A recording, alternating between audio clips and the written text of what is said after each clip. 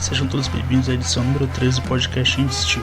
E essa semana a gente vai abordar 2 eventos, porque tivemos alguns problemas aqui na ilha de edição e não foi possível realizar a gravação do evento passado. E hoje estão novamente comigo o Alex. E aí, Alex, manda um salve pra galera. E aí, galera, vamos aí mais uma edição do Indestil para falar desses 2 eventos aí, do Glover Teixeira versus Anthony Smith e do Alistair Overeem versus Walt Harris.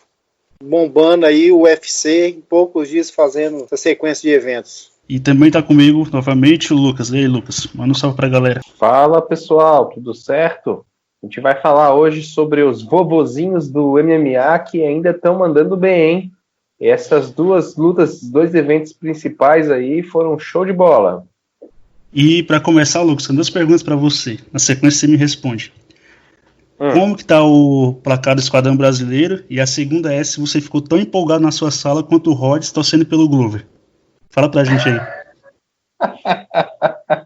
Porque eu sei, só uma coisa, porque eu sei que o senhor é pachequinho, gosta dos brasileiros.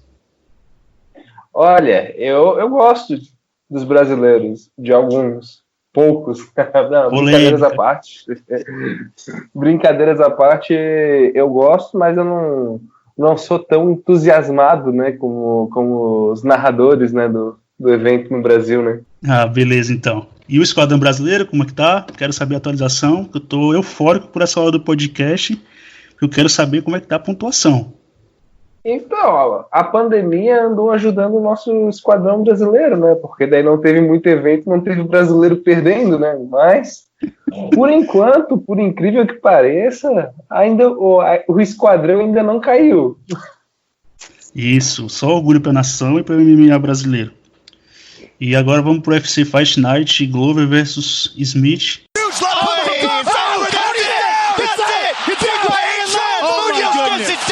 E você, Alex, tem algum destaque do card preliminar?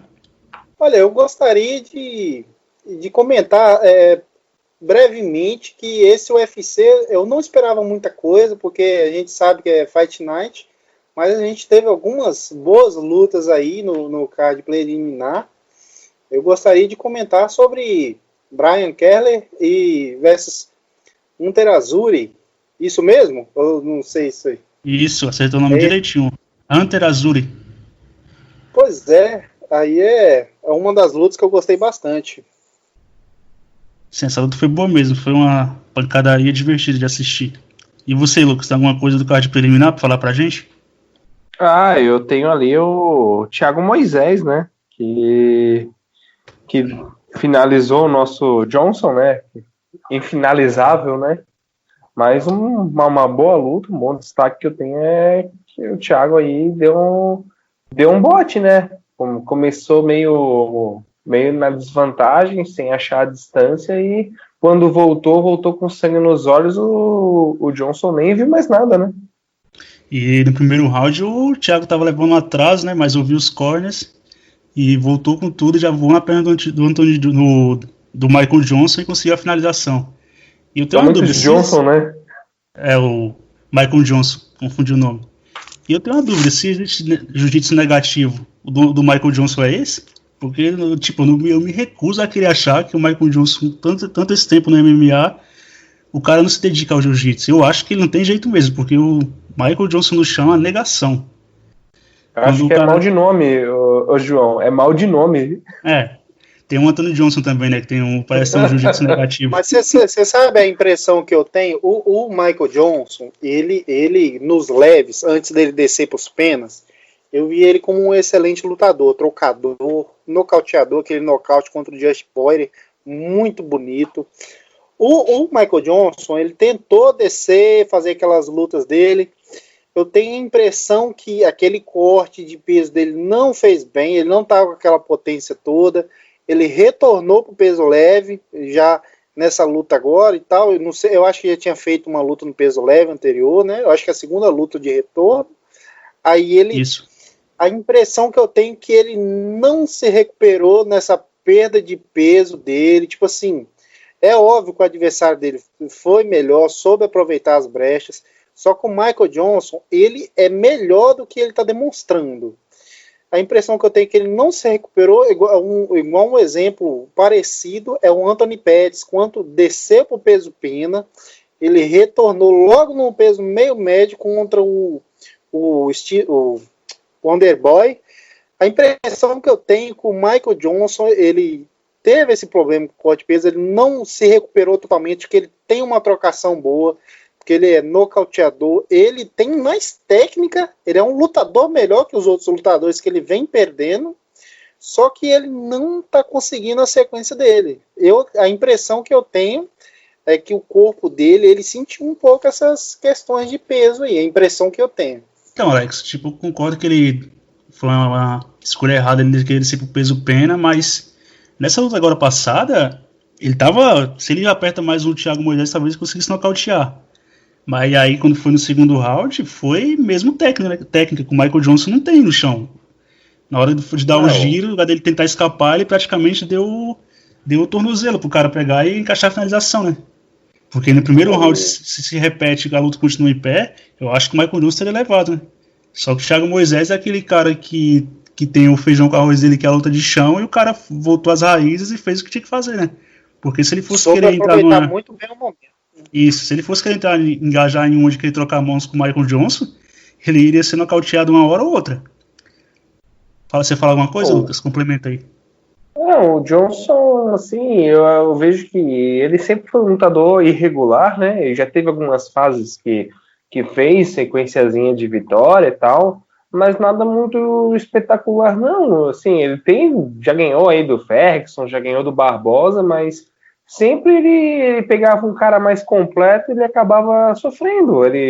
O Johnson tem uma série de finalizações sofridas. Ele é um cara que, por mais que ele troque bem, se ele não consegue se sobrepor na trocação, ele acaba perdendo a luta. Ele não tem muito o que fazer, né? Ele é muito rodado, mas ele é um cara novo, né? Ele tem 33 anos, mas ele é muito rodado, mas ele sofre aquele problema do Stephens. É um cara mão pesada, mas quando tu vai ver na ponta do lápis, não tem nada mais do que isso, né? Então, Pode falar, Lucas. Então, o Johnson já tem um adendo, né, que em pé ele é bem habilidoso, né? Até em certo momento a luta dele contra o Khabib, ele conseguiu acertar o Khabib, mas o problema é que o jogo de chão dele não existe, né? Por exemplo, ele tem uma boa defesa de queda, né? Ele consegue evitar a queda. Tanto é como o Thiago Moisés tentou quedar aí no primeiro round e não conseguiu. Mas depois, que a partir do momento que a luta vai pro chão e o cara consegue grudar ele, derrubar, aí é um Deus nos acuda, né? O Johnson não tem solução pra isso, né? Mas como ele estava falando? Não tem. Não, e assim, ele realmente, se ele não consegue se sobrepor na trocação, um cara tem algum antídoto, né? Não que seja um antídoto difícil de achar, que é jogar ele pro chão, clinchar, qualquer coisa assim, jogar com o regulamento debaixo do braço, esses são todos os antídotos pro Michael Johnson, né? Então, um cara que tenha qualquer um desses artifícios vai ganhar dele. E o cartel dele mostra exatamente isso. Ele pegou caras duros, ganhou de alguns, mas os caras duros que ele ganhou, os nomes assim mais famosos, é um Dustin Poirier há muitos anos atrás, um Edson Barbosa há mais anos atrás ainda, e o nome mais relevante hoje, talvez, até por ter lutado no evento passado, Tony Ferguson, foi em 2012 que ele ganhou, ainda uma decisão unânime, né? Não nocauteou, não conseguiu fazer nada surpreendente, né? Então, toda vez que um cara pega ele, já faz ele de boneco, né? E o Thiago Moisés mostrou isso, voltou no segundo round disposto a levar ele pro chão, já levou pro chão, pegou e levou a canela embora, né? Então, levou o calcanhar embora, né? Então, isso. É isso que acontece, né? O Johnson, nessa altura do campeonato, também acredito que ele não vai fazer mais, querer fazer ajuste mais, e acho que nem tem mais para ajustar também, né?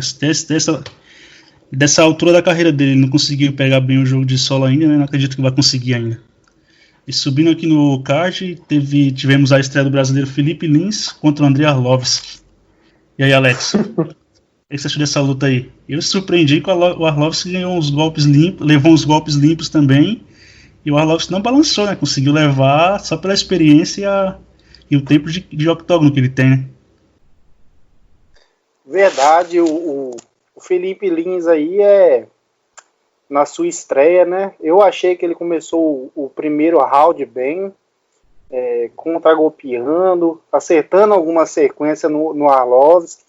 Ele engoliu alguns golpes, mas foi resistindo, né? Também me surpreendi. Cara, e essa luta aí, se você for analisar algumas lutas do Arlovski, não tem sido muito diferente de algumas lutas dele. O Arlovski, o segredo é o seguinte: ou você nocauteia ele com 1 minuto, 2 minutos de luta, ou você vai para os pontos, e a luta vai ser chata pra caramba.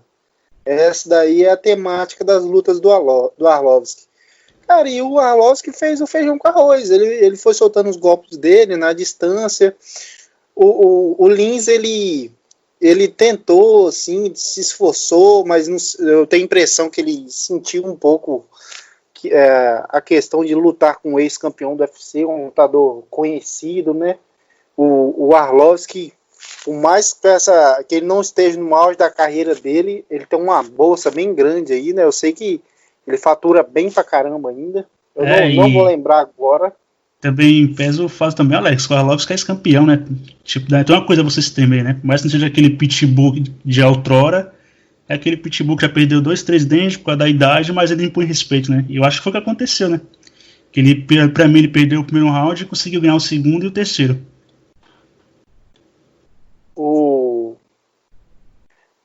Pois é, mas aí, tipo assim, ficou aquele negócio assim, a gente esperando um pouco mais do Felipe, né?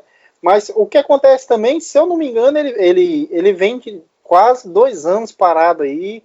Foi uma estreia no UFC também, contra o Arlovski. Eu acho que a junção de fatores também pode pesar um pouco. É só a primeira luta dele. Ele vai ter outras oportunidades ainda. Mas é mais... A impressão que eu tenho é mais ganhar um pouco mais de confiança. Foi só o primeiro passo. Oi? Pode concluir, Alex, pode concluir. Foi só o primeiro passo. Tipo assim, faltou um pouco, mas dou um crédito a ele ainda, que tem uma boa estrada pela frente ainda. E espero que ele volte melhor, que ele não vire um... Qual é o nome daquele peso pesado? Foi demitido? O Baby? O Júnior Baby. O Albino. Espero que ele não vire um... espero que ele não vire um Albino da vida. Fraldão geriátrica, Lucas? Aquela fraldinha ali não funcionou com a Arlovski, né? Só um adendo é que eu achei o Felipe Lins pequeno pra essa categoria, cara. Não sei se ele consegue cortar peso, eu acho que talvez não consiga, parecer meio pesado. Eu acho que ele seria mais competitivo. E você, Lucas, tem algum adendo dessa luta aí? Cara, o que tenho de adendo nessa luta é que o Felipe Lins, ele deixou o campo pronto pro Arlovski se criar, né? Como o Alex falou, o Arlovski ou tu dá uma marretada no começo, ou aos poucos ele tem a trocação mais refinada, por mais que não seja mais tão efetivo, ele vai te comendo pelas beiradas, né? Isso. O Felipe Lins, ele deu uma de baby, né? Então, aparentemente, não sei se realmente ele sentiu pelo nome do Arlovski, que é o maior nome que ele já pegou na carreira, né? Mas, assim, o Lins não se criou nem no Bellator, né? Então, a gente também não pode botar as expectativas lá no alto, né? Então, ele conseguiu ser campeão da PFL, né, em 2018, um grande mérito, né? Mas no Bellator ele não conseguiu, ele perdeu para uns nomezinhos bem maromenos lá no Bellator, e agora estreou no UFC. Eu espero que ele consiga desempenhar, né, um bom papel, mas começar perdendo para o Arlovski, que tá numa fase há uns 10 anos, né, e não é demitido nunca, porque demitir o Arlovski é dar ele para o Bellator, né, então não é um bom retrospecto, né. Demitiu o Arlovski, que talvez ele seja até campeão do Bellator também, né? Peso pesado é bem fraco, tirando o Ryan Bader. Sim, não há de se duvidar, né? Vai pegar um Sheik Congo lá, vai pegar um Ryan Bader, capaz de ganhar, né? Isso. Vamos para a próxima luta desse card, que foi Ray Borg versus Rick Simon. E antes de vocês comentarem, só que no peso mosca, o Ray Borg era mais corpulento, né? Várias vezes ele conseguiu impor o jogo dele mais por Apesar que ele é bem técnico no wrestling também, mas ele conseguia fazer mais isso pela força física e o tamanho, né? E no peso galo aconteceu o contrário, né? Eu achei que ele ganharia, mas o Rick Simon conseguiu ser o bully em cima dele e levar a luta, né? O que você achou dessa luta aí, Alex? Eu achei muito engraçado essa luta aí, tipo assim, foi o contrário do que eu imaginava, cara. O MMA é aquele negócio, 1 mais 1 não é 2, cara. O MMA é diferente. Pô, se você analisa os dois lutadores, você vai imaginar o Rick Simon entrando na porrada e o Ray Borg tentando derrubar. E foi o contrário, né? O Rick Simon derrubando o Ray Borg 7 vezes durante a luta, se eu não me engano, foi esse o número de quantidade. Assim, e o Rick Simon, ele vem dos penas, se eu não me engano, né? O Ray Borg vem dos moscas. A visão que eu tenho, que essa questão física aí, como você citou, realmente fez uma diferença aí. E o Ray Borg aguentou o tranco, foi uma luta muito movimentada. Na minha opinião, se não foi a melhor luta do evento, foi uma das melhores. E o Ray Borg, eu tava sentindo ele melhor na trocação do que o Rick Simon ainda. Tipo assim, é muito doideira. Eu esperava o Rick Simon melhor na trocação e o Ray Borg melhor derrubando, e foi o contrário, cara. O MMA é dessas coisas aí, mas eu achei uma lutaça do caramba essa luta aí, gostei bastante. Boa, Alex. E você, Lucas, tem alguma coisa a acrescentar dessa luta? Bem pouco. Achei bem interessante essa luta também, né? Eu vi que o Ray Borg, ele, apesar da derrota, não foi uma transição ruim. Ele começou a sobrepujar o Rick Simon na trocação e o Simon ficou cozinhando, né? Tinha levado o round, ficou cozinhando até acabar, mas eu vi que no final, se fosse, por exemplo, aquela velha máxima, né? Se fosse 5 rounds, o Ray Borg estava mais preparado, né? Então o Ray Borg, ele transitou nesse último evento para a categoria dos galos. Só que o Ray Borg a gente sabe que já está uns 2, 3 eventos nesse peso, né? Porque o cara não conseguia bater peso, mas acredito que se ele pegasse um cara que não fosse tão sobrepujante assim em questão de força como o Simon, se fosse um cara ali menor ali nos galos, né? Não um cara tão grande como o Simon ali, ele tinha saído com uma vitória, né? Então acho que é a categoria que ele vai conseguir desempenhar, mas vamos assistir a próxima, né? Ver se ele consegue fazer os 3 rounds bem, né? Que ali o Simon se aproveitou de uma pequena defasagem ali de força do Borg, mas depois o que eu vi na trocação é que o Borg estava levando, né? Mas é isso. Vamos para a próxima luta agora, a luta que gerou um novo prospecto para a categoria dos leves, né? Que é o Drew Dober, que bateu o Alexander Hernandez. O que é que você deixa a luta aí, Alex? Eu gostei bastante da luta. O Alexander Hernandez começou até bem, dando chutes altos aí, circulando, né? Correndo da mão pesada do Drew Dober. O Hernandez chutando ali exatamente na linha da mão pesada do Dober, né? Tipo assim, se você tentar me ameaçar com essa mão, se você baixar essa guarda, eu vou te acertar, né? E no primeiro round, pra mim, o Hernandez levou, cara, ele tava bem e tal. Aí no segundo round, eu já vi que já o trem começou a molhar pra ele, começou a ficar ruim, né? O Dober começou a encaixar melhor os golpes. E foi acertando, cara. E foi isso daí, né? Até que o Hernandez não conseguiu resistir, né? Levou o knockdown, tentou ali, derrubou mais 2 vezes, né?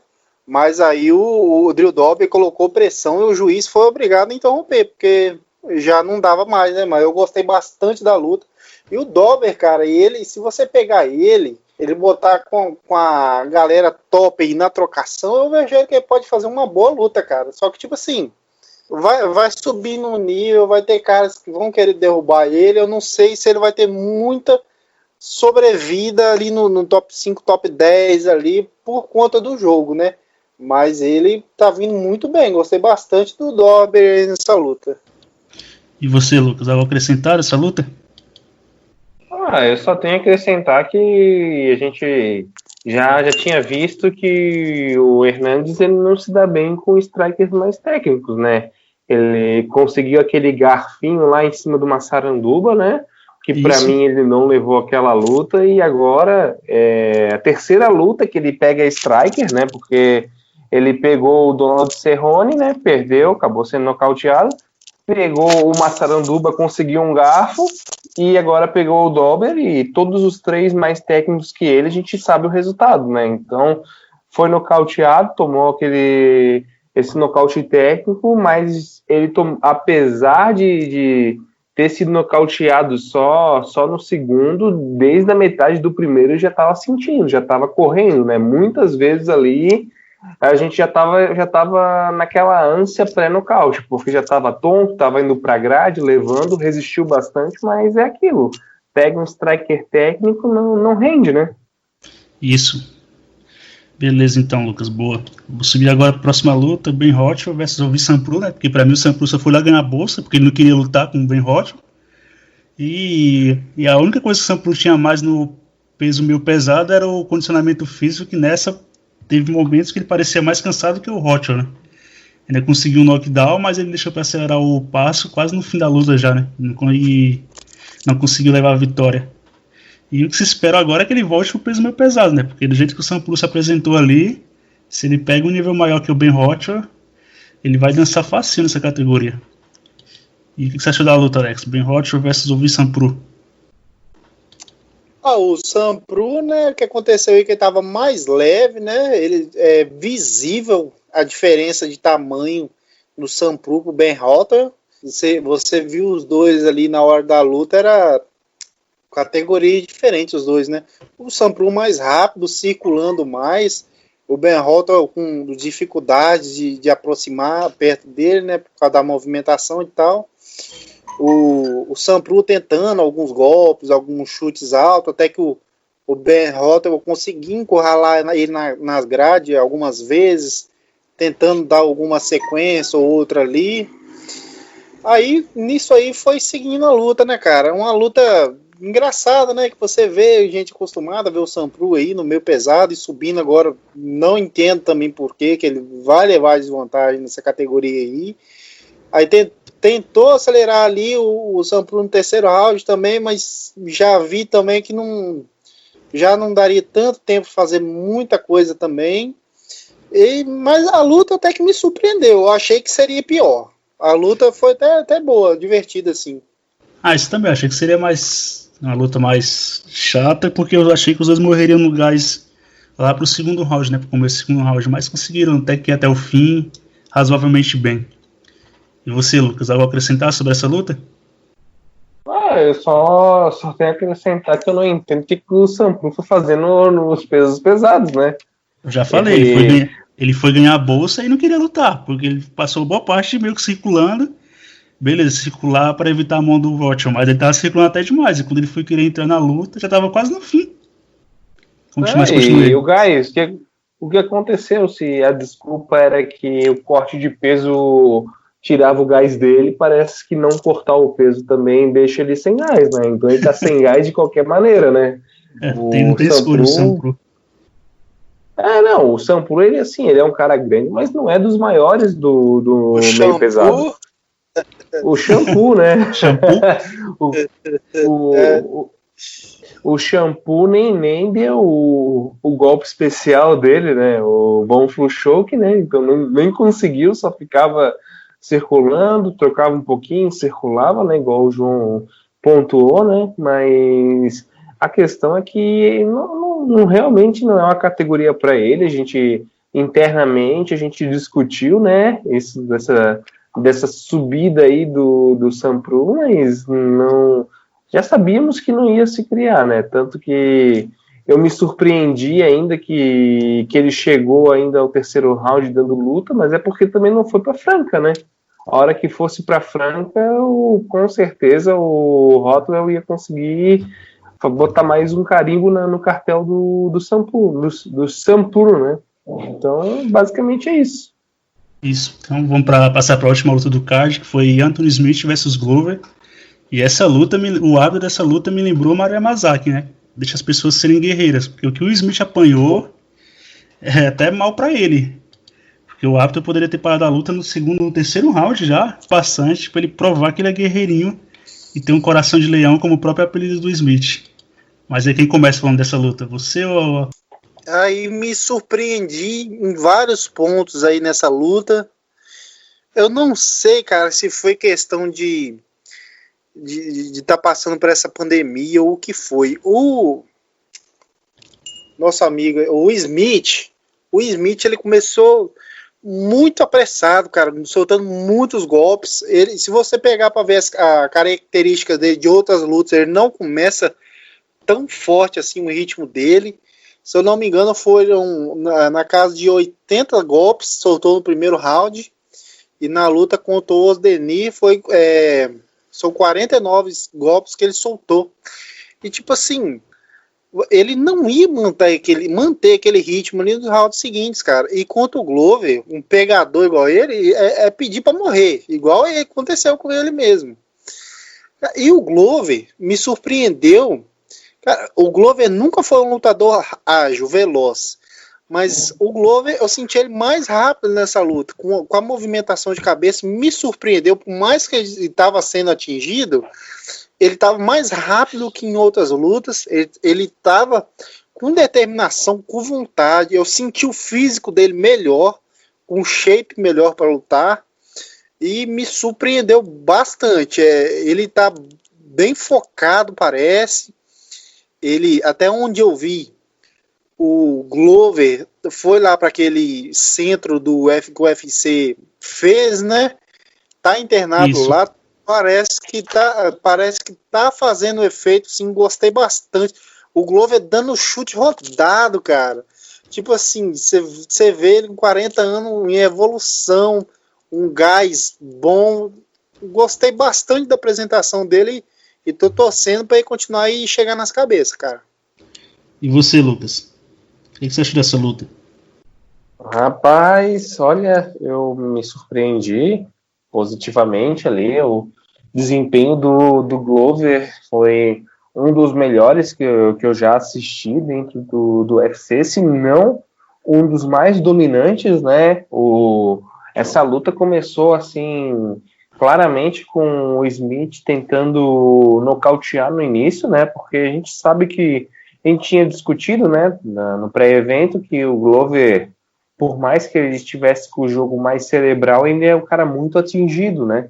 Então, acredito que o Smith chegou para decidir a luta e o Glover aguentou. Foi aguentando até aquele ponto que ele acertou aquela mão que claramente fraturou o Smith. Claramente ele sofreu uma fratura. Isso, já ele sofreu a fratura não no Ground Pound, ele sofreu a fratura na trocação em pé. E a partir dali foi o começo do fim. Ele já foi para a grade, o Glover já encurralou, sentiu o cheiro de sangue e começou a dar as bordoadas nele, né? A questão que aconteceu foi como tu falou, o árbitro ali poderia ter parado já no terceiro round, a hora que ele começou a tomar ground and pound, eu não sei se foi nesse que ele entregou os dentes pro árbitro, né? Foi do terceiro pro quarto. Isso, pô, o árbitro recebe aquilo na mão e não finaliza a luta.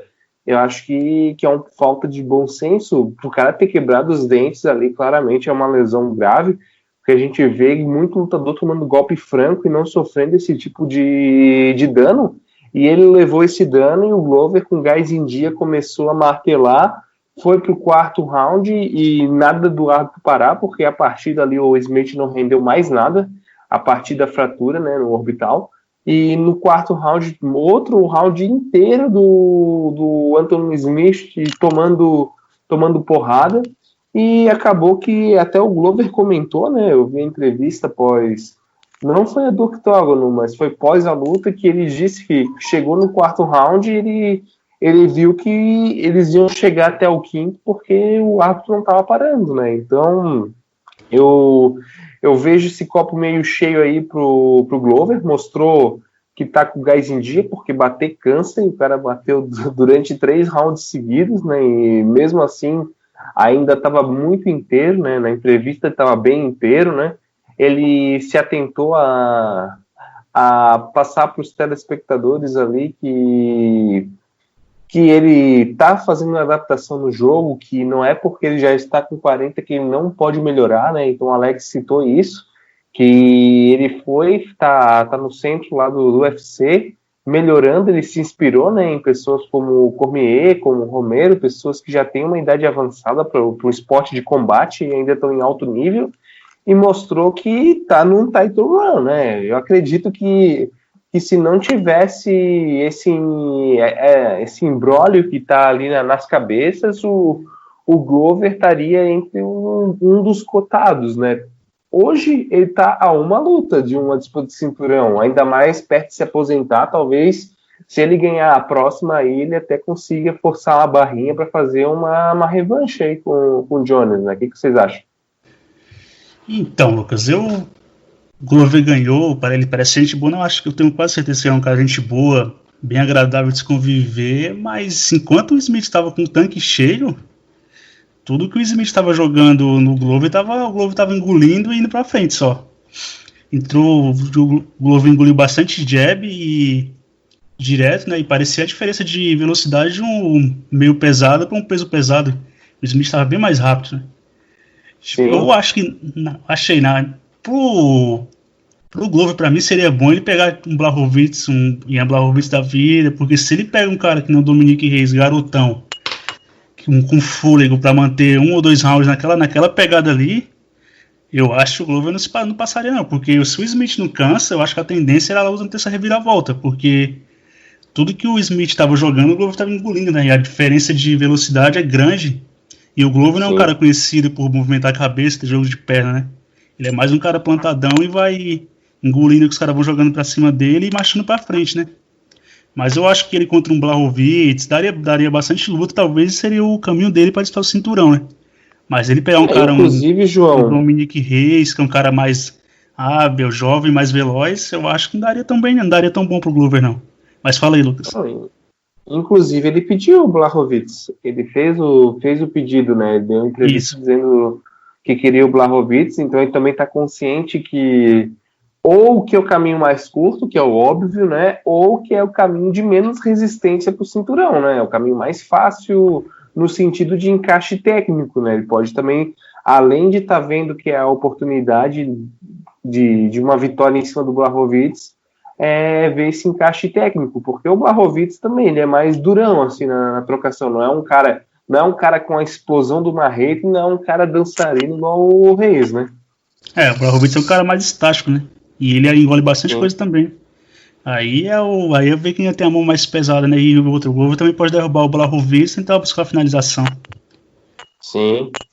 Aí agora a gente falou do card do UFC Fight Night Smith vs Glover. Vamos passar pro Fight Night Overeem vs Walt Harris. E você, Alex, algum destaque do card preliminar desse Fight Night? UFC History, Daniel Cormier! Eu vou destacar aí o filho do Ngannou, né? O Kevin Holland, que aprendeu bastante aí com o pai dele, botou uma pressão do caramba aí em cima do Anthony Hernandes. Caramba, ele sucumbiu, né? O Hernandes sucumbiu o poder de fogo aí do Kevin Holland, que partiu para cima dele até conseguir a vitória por um ótimo nocaute aí. Nocautaço, cara, gostei bastante. E foi bem rápido, né? Não chegou nem a 1 minuto, 39 segundos. E você, Lucas, algum destaque do preliminar? O que eu tenho de destaque foi a estreia do brasileiro, né? O Zé Colmeia, né? Que chegou e finalizou, né? Começou bem prática da ATT, né? Começou trocando e quando viu que não estava se criando, voltou indo para o chão e 2 toques arrumou a finalização ali, né? Contra o Deontay Mayers, né? Isso. E também era aquela escola do Michael Johnson. Tô contando de Johnson, Johnson. Acho que é porque as habilidades no chão lembram um ao outro, né? É da mesma escola do Michael Johnson. Fala. Ô, João, o nome dele deve ser Dontae Mayes Johnson, né? Talvez, né? Porque é aquele mesmo jiu-jitsu negativo, né? Que não sabia muito o que fazer e o Zé Comé, que não tem nada a ver com isso, foi lá e finalizou e estreou bem no UFC com vitória. Agora, partindo pro card principal, primeira luta, Marlon Vera e Song Yadong. E só pra falar dessa luta, o Dominic Cruz falou que o árbitro estava com cheiro de bebida, e agora eu fiquei com a dúvida se os juízes laterais também estavam, porque as cagadas que eles fizeram nesse evento, o do Song Yadong versus Vera achei um garfinho, não um garfão, nem tanta coisa assim, porque foi mais apertado. Mas aí, o que você achou dessa luta, Lucas?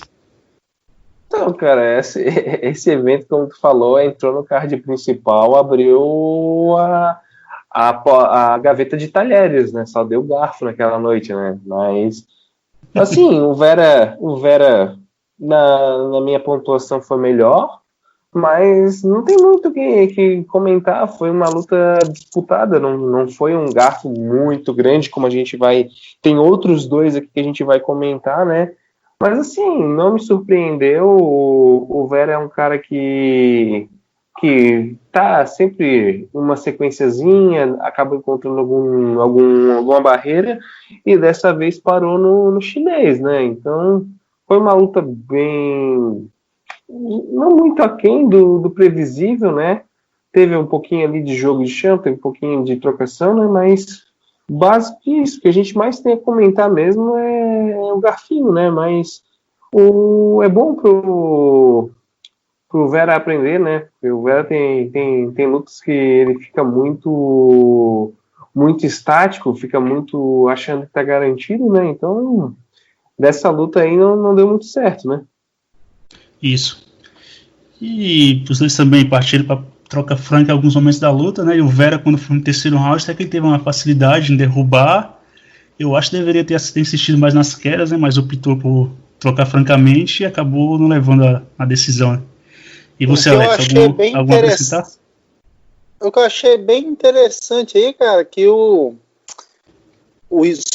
Song Yadong, eu vi, ele tem só 22 anos, cara. Ele tá crescendo aí ainda. Pois é, me impressionou bastante.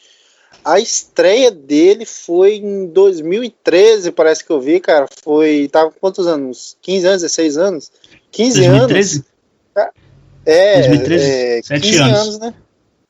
Pois é, cara, me surpreendeu bastante. 7 anos atrás. O Vera tava soltando no Twitter lá, não sei, na internet, cara, ele tava possesso, velho. Tava possesso que ele levou essa luta, ele não tá aceitando o resultado dessa luta aí, cara. Não tá. Sim, ele também não quis comentar o Xing, né, o chinês, depois que a luta parou, no fim da luta também ficou puto com esse resultado. Agora, dando sequência no card, tivemos Eric Anderson e Christoph Jotko, acho que esse é o nome dele. Essa luta aqui não vou perder muito tempo, pula. E vamos pro que interessa, que eu acho o maior garfinho da noite, que foi Edson Barbosa versus Dan Ige. O que você tem a acrescentar essa luta aí, Lucas? Pô, rapaz, garfinho, foi aqueles garfos de churrasco.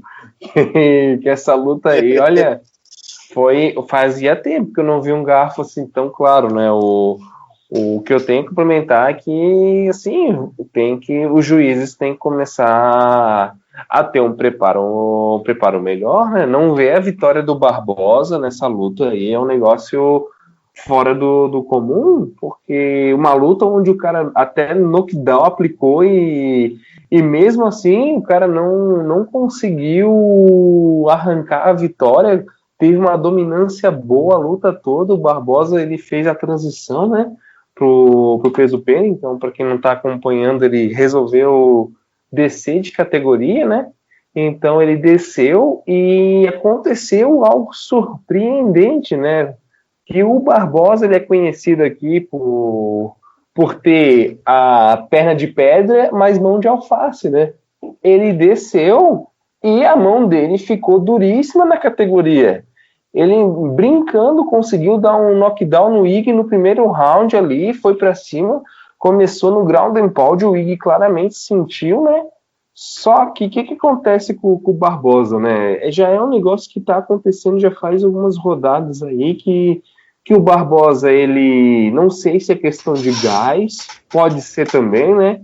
Questão do gás, só que o Barbosa, na minha opinião, venceu o primeiro e o segundo round claramente, e o terceiro, não sei se ele pensou que estava garantido, que não teria nenhum problema e desacelerou. Ele simplesmente começou só para terminar o round, só fez aquele basicão para terminar um round, já na cabeça que ia vencer por 29-28 e dois juízes deram a vitória do Ig por 29-28. O Barbosa só conseguiu essa vitória por um juiz, então pode ser que ele sentiu, mas a desculpa de ter descido e ficado sem gás não cola, porque na luta passada ele, mesma coisa, ele desacelerou, né, contra foi o Felder, né, que ele pegou, né? Isso. Ele desacelerou no terceiro round com o Felder e o Felder levou, né? Então, eu não sei o que acontece. Talvez ele precise de um senso de urgência melhor, mas a luta foi boa. O Barbosa mostrou que a mão ficou pesada, mas um copo vazio que a gente tem que apontar é que o Barbosa ainda não corrigiu aquela guarda dele, né? O Barbosa, ele, quando o Ig ia para cima, ele fazia aquela guarda tartaruga, né? Que o cara fecha a defesa no rosto e os golpes retos entrando. Ele não estava defendendo com o queixo, os golpes retos, então eu acredito que pode ser essa defesa dele que pode ter dado a vitória para o Ig, porque o juiz viram aqueles golpes entrando, por mais que não fossem tão efetivos, viram o Edson engolindo aqueles golpes, e deu no que deu, né? Não teve muito o que fazer, né? Ficou decepcionado, né? Quer entrar, né? Acha que merece a bolsa de ganhador, né? De vencedor, mas é aquilo, né, amigo? Se dois juízes não viram tua vitória, tu é o perdedor da noite, né? Isso mesmo, Lucas. E você, alguma coisa a acrescentar, Alex? Foi mais uma daquelas que foi a noite adentro aí, né? Aqueles garfinhos aí que a gente, infelizmente, está acontecendo com frequência aí, tanto nesse evento como em outros. Caramba, cara, tem que ser feito alguma coisa urgente, velho, com esses juízes aí, porque é brincadeira, cara, o que tá tendo de erro, de os próprios juízes admitindo os próprios erros, cara. É complicado. O Edson Barbosa já passou por um resultado controverso aí contra aquele outro, o Felder. O Edson também passou por um resultado desse aí e acumula uma sequência de derrotas aí, né, cara? Eu vejo um copo cheio, um copo vazio aí nessa luta dele aí. Ele mostrou mais potência nos golpes, né? E continua com aquele velho defeito dele de guarda vazada ali, levando muitos golpes. Mas nessa luta aí, o que deu para ele fazer, ele fez, cara. E para mim, ele venceu. Infelizmente, a arbitragem aí não colaborou essa noite, né?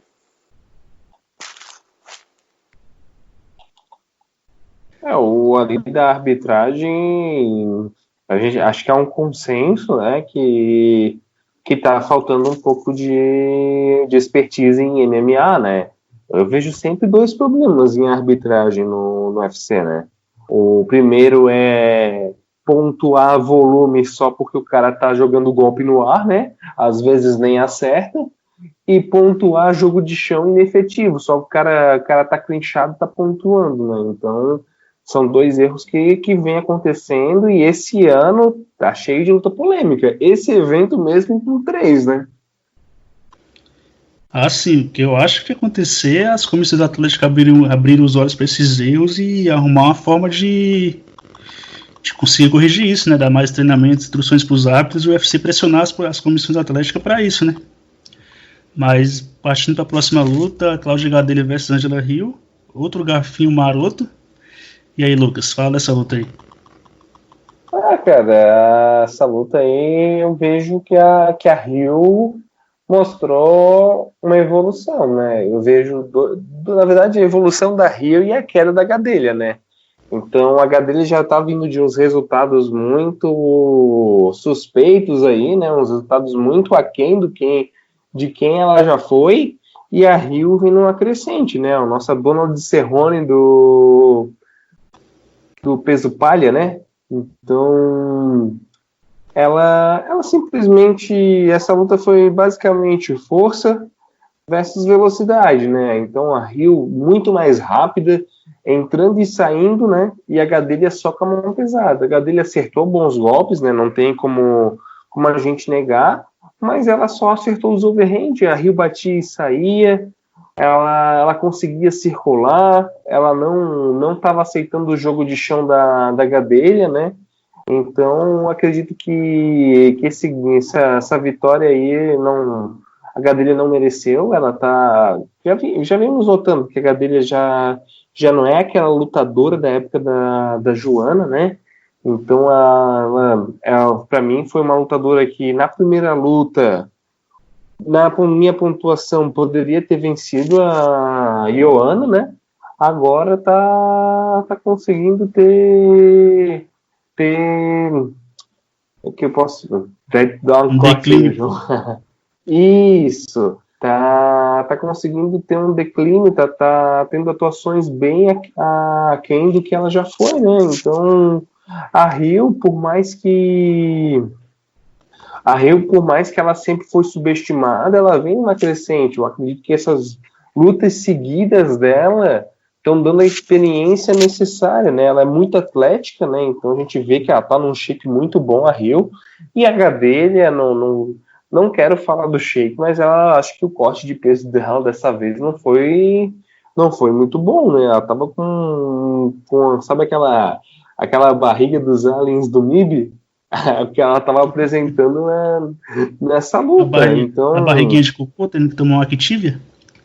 Essa barriguinha aí que não tá fazendo abdominal, né, direito, né? Então, não sei se... Dizem que ela tá há muito tempo já, né, tentando melhorar, mudar o treinamento dela, se aperfeiçoar, mas pelo que eu tô vendo, não tá adiantando, né? Então ela tá cada vez os desempenhos dela estão ficando mais pífios, né? Então a Rio, para mim, levou isso aí. Ela até ficou indignada, né? Se a gente for ver só o resultado a ceninha lá de vitória ali do final da luta, a Rio saiu possessa, né? Não fechou, mas dá de ver claramente que ela tava brava com o resultado. Ela sabia que venceu, mas é aquilo, né? Novamente é aquela história, né? Se dois juízes não viram, né? Sua vitória, você é o derrotado, né? Isso. E a Gadelha, eu achei que ela conseguiu lidar com a Rio, né? Pelo nível técnico das duas, mas praticamente isso não aconteceu e a Gadelha não nutro mais nenhuma esperança que ela vá conseguir dar a volta por cima, chegar no topo da categoria novamente para disputar cinturão. Para mim, a Gadelha já passou o auge físico e técnico dela e ela vai lutar aí para compor a categoria, porque eu não acredito que ela vai conseguir chegar a ser desafiante número 1 da categoria, não. Eu também não vejo isso não, João. Ela nem encontrou a Rio nessa luta. Ela não encontrou a Rio. Isso. Eu acho uma pena, cara, porque a Gadelha, eu vejo ela com um nível de técnica, cara, para ser top 5 tranquilo dessa categoria, mas o que acontece? Eu também vejo, como o João falou, vejo uma desaceleração aí na questão física dela. Ela já tentou trocar de academia, mas também não deu. Ela tem um problema aí com essa questão do gás aí, cara. Porque a técnica da Gadelha é para ser top 5, cara, tranquilo dessa categoria aí. E isso já vem acontecendo há algum tempo, cara. Desde a época da Joana, que a Gadelha era outra lutadora. Para mim, inclusive, ela já venceu a Joana na primeira luta. Foram 2 lutas, né? Isso. Na primeira luta, inclusive, eu vi vitória dela. Mas é isso aí, cara. E a Angela Hill, ela merece muito mais reconhecimento ainda, dona do Cerrone aí, das meninas. Se eu não me engano, ela lutou 6 vezes no ano passado, ou retrasado, alguma coisa assim. Muitas vezes ela lutando, muito bem na trocação, mais rápida, veloz. Pode ser uma passada de guarda, né? Da HD para Rio, né? Elas podem estar invertendo aí as posições aí nessa categoria, infelizmente. Isso, Alex. Agora partindo para a próxima luta, Overeem vs Walt Harris, e o que me surpreendeu foi que nesse case do Overeem tem poder de absorção ainda. Ele levou um atraso no primeiro round, conseguiu dar a volta e sair com essa vitória, né? E aí, o que você tem a acrescentar dessa luta aí, Lucas? Cara, o que eu tenho a falar é que, como a gente fez na apresentação, né? Esses dois eventos aí, os vovôs surpreenderam, né? O Overeem, para quem não sabe, fez 40 anos, acho que era no dia da luta ou no dia depois, alguém lembra aí? Fez no dia da luta, né? Porque ele lutou já era depois da meia-noite, já lutou no domingo, era 40 anos dele já. Então, no aniversário mostrou ainda que o queixo dele, por mais que a gente saiba, né, do jeito suspeito que é, né, mas mostrou que ele ainda aguenta muita porrada e ainda consegue umas boas lutas nos próximos anos, né.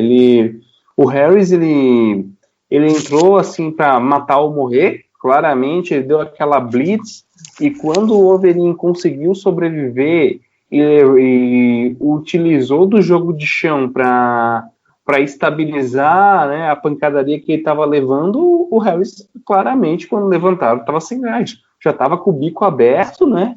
E aos poucos o Overeem, que é um macaco velho, né, no MMA, começou a sobrepujar. Foi para o segundo round. No segundo round, o Overeem deu aquele chute baixo, o Harris caiu na finta, né? Então ele defendeu o primeiro, o Overeem olhou para baixo para dar o segundo, o Harris fez a defesa de baixo, tomou em cima, né? Então, claramente mostrou que a experiência foi o que fez ele vencer essa luta, não foi nem a pujança física, né? O Overeem, ele mostrou experiência quando estava levando a blitz, usar do jogo de chão para parar de apanhar, que foi basicamente isso que ele fez. Foi para as pernas do Harris, o Harris defendeu, ele girou e quase ficou em cima do Harris, né? Então, sorte que não, pro Harris, que ele não conseguiu completar, o Harris reagiu rápido, levantaram meio clinchado, e no segundo round mostrou, né, que ele não é um campeão do K1 à toa, né? Então, deu aquele chute baixo, o Harris caiu na finta do segundo, tomou em cima e depois foi começo do fim, né? Aí achei bem interessante, né, que o Overeem foi um cara muito gente boa ali no final, né, foi lá cumprimentar o Harris, né, a gente sabe que o Harris sofreu uma perda na família, né, a filha dele acabou sendo sequestrada e depois foi assassinada, ele ficou fora e tal, e o Overeem mostrou que estava bem complacente com essa situação, foi lá conversar com ele e tal, se cumprimentaram, não tinha uma rixa, não tinha rivalidade, né? Então mostrou ali que terminaram num fair play muito bom, muito, muito interessante. E agora o que sobra pro Overeem, né? Já perdeu pros caras da cabeça, e essa categoria dos pesados tem a luta ali do Cormier com o Miocic ali, casa não casa, o Ngannou tá na frente, Curtis Blade tá na frente. O que sobra agora pro Overeem, né? Por mais que tenha perdido por Jairzinho, né, na última rodada, foi um desempenho muito bom a luta toda, ele conseguiu dominar o Jairzinho durante 5 rounds e vacilou nos segundos finais, né? Mas e aí, o que vocês acham que sobra pro Overeem? E Alex, algo acrescentar essa luta? Cara, o Overeem, eu vou confessar, sou fã do estilo de luta dele. Eu para mim, na minha opinião, ele é talvez o lutador mais completo dessa categoria. Jiu-jitsu afiadíssimo, trocação. Ele tem a experiência. Ele aos 40 anos está lutando muito bem ainda. Infelizmente tem esse problema do queixo dele aí. Só que hoje eu tava olhando também, se você olhar para um outro lado, ele foi derrotado pelo Jairzinho, todo mundo sabe como é que foi a luta, como que ocorreu, foi nocauteado nos últimos segundos. Se ele tivesse concretizado aquela vitória, ele aos 40 anos tinha completado 4 vitórias seguidas, cara. Eu acho muita coisa. O Overeem não tá no auge dele, mas ele ainda tem os momentos dele. Ele nocauteou o Sergei Pavlovich, eu acho que é assim que fala. Isso. Foi o Oleinik, nocauteou os 2 em seguida.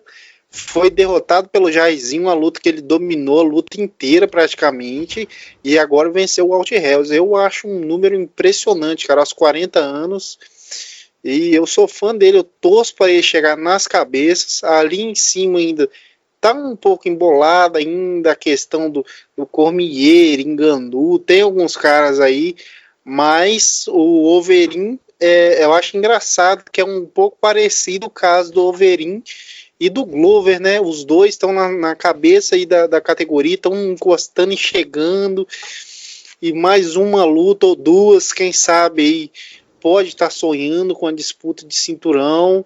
Gostei bastante da apresentação tanto do Overeem quanto a do Glover. Esses dois Fight Night me surpreenderam bastante. Sim, Alex, foi bastante empolgante os Fight Nights. E para mim complementar essa do Overeem, do Harris, o Overeem levou aquele knockdown no primeiro round, né, conseguiu sobreviver. Aí depois que ele sobreviveu, o Harris cansou de bater também. E o Harris é aquele jiu-jitsu negativo que eu tinha falado antes do Michael Johnson, né?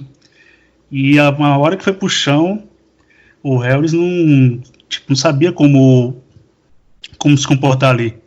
O Overeem conseguiu pegar o braço dele, e cada vez que ele tentava levantar, o Overeem só dava uma puxada no braço dele, ele acabava caindo de novo e ficou dando aqueles socos lá, esperando o árbitro acabar a luta, né? E sem falar também que o Harris teve uma coragem absurda, aconteceu uma tragédia na vida dele, e ele se dispôs a voltar a lutar agora, um pouco depois da tragédia, e dar uma cutucada no UFC, né? Que usar a filha do cara que morreu para promover a luta, ficar passando em telão, é uma coisa de gente que sabe bastante promover a luta, né? Uma puta sacanagem com a família do cara, ficar passando a imagem da menina, a imagem deles para promover a luta, né? E você tem alguma coisa mais a complementar sobre esse evento, Lucas? Então, o que eu tenho que complementar, como tu falou, eu também achei uma sacanagem eles usarem da tragédia pessoal do cara, né? Então, ele voltou, né, a lutar. A gente sabe que MMA o cara só ganha se lutar, né? Não ganha só treinando na academia, né? E a gente vê claramente que a derrota ali, ele sentiu mais do que ter perdido, ele sentiu como se ele não tivesse conseguido superar, né, que ele desabou na hora. Então, o UFC tem que tomar cuidado com essas promoções, e não é a primeira vez que ele utiliza assuntos polêmicos do lutador, da vida do lutador, né, para poder fazer venda, né. Então, eu torço aí pela superação do Harris, né, por mais que ele tenha perdido, ele mostrou que é um lutador ali que pode se consolidar na categoria. Claro, a gente sabe que não é material para campeão, mas ele ainda é muito inexperiente, né, quem sabe com os anos, né, ele não consiga melhorar, porque Overeem é aquilo, né, um cara macaco velho, já luta desde os anos 90, se eu não me engano, né? Então um cara muito carimbado, né? Um cara muito experiente, né? Mas é isso, a minha crítica não é nem ao lutador, mas sim ao evento, né? O evento que errou, e a minha outra crítica, só para finalizar, é esses árbitros, né? Esses juízes laterais aí, e que realmente precisa de uma reciclagem, ou a comissão se atentar a mandar esses caras para exercitar a análise de MMA, né? Só um adendo, Lucas. Tipo, eles poderiam fazer, sabe o quê? Uma reciclagem de árbitro, mano. Quando o cara faz umas merdas assim grandes, monumental, tipo, coloca pra fazer em alguma outra, fazer um intercâmbio em alguma outra comissão atlética, algo do tipo, ou dar uma estudada sobre outros esportes, né? Porque os caras cometem um erro absurdo, todo mundo critica, Só que a comissão continua lá, a comissão atlética continua lá, os árbitros continuam lá, vão continuar arbitrando e cometendo erros, né? E nada é mudado. Sim, é muito... Já não é um negócio de agora, né? Então a gente já tem essas polêmicas já há alguns anos e parece que não estão tomando nenhuma providência, né? Para que evite esses erros de arbitragem, né? Então, claramente, ali o Barbosa é um cara que foi prejudicado, a Rio foi prejudicada, né? Ali a questão do Marlon e do Son Yedong não foi tanto assim, foi um garfo leve, mas não é aquele tipo de luta que poderia ir para qualquer um, mas diferente a luta do Barbosa e a da Rio, são pessoas que estão entrando, a Rio acabou sendo brecado da sequência de vitórias, né? E o Barbosa, 2 lutas, que o cara poderia estar vindo de 2 vitórias agora, foi brecado por erro de árbitro, né? Então, ou recicla, ou coloca caras só de MMA, não coloca caras que são oriundos do boxe, porque é outro esporte, e a gente está com um MMA consolidado há mais de 20 anos, e o pessoal ainda tema que é parecido com boxe, sendo que não tem nada a ver, a não ser as técnicas de trocação de strike, mas é outro esporte, né? Então, alguma coisa tem que ser tomada para poder evitar. Isso pode acabar com carreira de lutadores, né? Então, posso estar um pouco exaltado, né, por causa desses garfos, mas é triste essa situação. Ah, sim, os caras colocam um cara que arbitra luta de boxe contra luta de boxe, ele não vai fazer a mínima noção do que é uma meia guarda, que é o cara tá na montada dando cotovelada no outro, que é um chute baixo. Essas coisas, né, que eles colocam e não faz nexo nenhum cara que pontua boxe e pontua MMA. E você, Alex, algo a acrescentar? Cara, vocês disseram basicamente tudo, né? Essa questão do Hells aí, a questão de usaram, né, essa tragédia que infelizmente aconteceu na família dele. Engraçado que, assim, engraçado não, né? Maneira de dizer. Infelizmente aconteceu essa tragédia aí. A primeira luta de retorno do cara é uma luta principal, né? Isso, Alex. Pois é, e tipo assim.